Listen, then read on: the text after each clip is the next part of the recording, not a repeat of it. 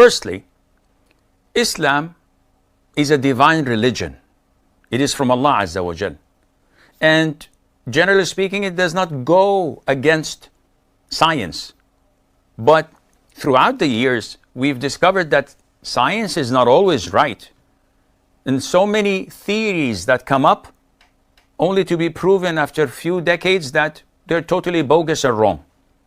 And the theory of evolution is one of the closest and simplest ideas of its how bogus people are and how atheists mess up with people's minds, claiming to be scientific when it's baseless and ridiculous even. But this is not the time to address such an issue. Therefore, when science comes and says cousins must not get married to one another, we do not look at science and neglect our own religion. So we look in the Quran, it doesn't say anything about that.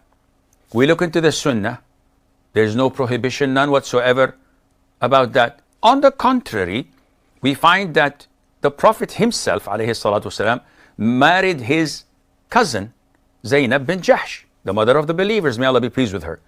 If there was anything wrong, he would not have done that. Or Allah would have told us that this is not recommended. Not only that, he gave his own daughter, Fatima, to his own cousin, Ali ibn Abi Talib. And they have the best of families existing till date with so many offsprings of theirs, healthy and sound. He also gave Zainab, his own daughter, the daughter of Muhammad, to her cousin, Abu al-As ibn Rabi'. And they were all their maternal cousins. So the whole of Islamic history has nothing against cousins marrying one another.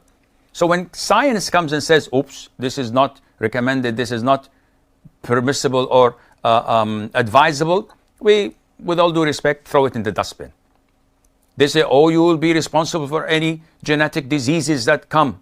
Well, we've seen total strangers marrying from the East and the West, having children with genetic diseases. So this is not a criteria that you can judge by, and this is why we ignore it.